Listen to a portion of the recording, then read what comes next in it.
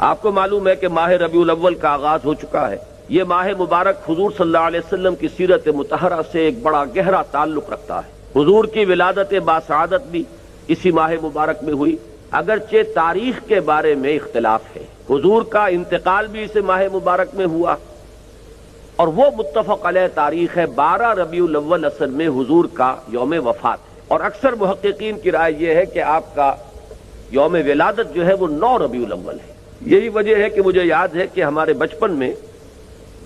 اس دن کو جو لوگ کچھ تھوڑا بہت مناتے بھی تھے تو 12 وفات کے نام سے در حقیقت یہ نام یاد کیا جاتا تھا۔ حضور صلی اللہ علیہ وسلم کی وفات کا دن ہے،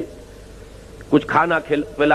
پکا کر کچھ غریبوں کو مساکین کو کھلانا، یہ در حقیقت چیز تھی کہ جو اب ہوتے ہوتے اس نے بہت ہی ایک دوسری صورت اختیار کر لی ہے۔ اب یہ ایک جشن بن گیا ہے اور ایک عید کا سا سما، بلکہ واقعہ یہ ہے کہ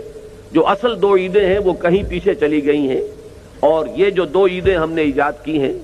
ایک عید میلاد النبی اور ایک عید استقلال، اگر ہم جائزہ لیں تو شاید یہ 2 جو ہیں یہ زیادہ فور گراؤنڈ میں آ چکی ہیں۔ لیکن یہ کہ جہاں تک آپ کی ولادت اور آپ کے وفات کا اس ماہ مبارک میں ہونا ہے وہ ثابت ہے۔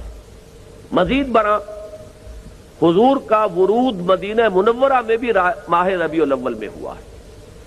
اس پہلو سے اگر اس ماہ مبارک میں ہم سیرت النبی کے مطالعے کا ایک خاص موضوع رکھیں،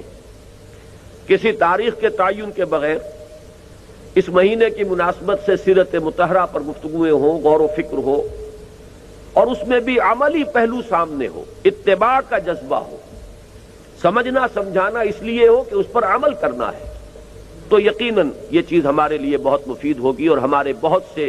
امراض کا شاید اس سے مداوع ہو سکے۔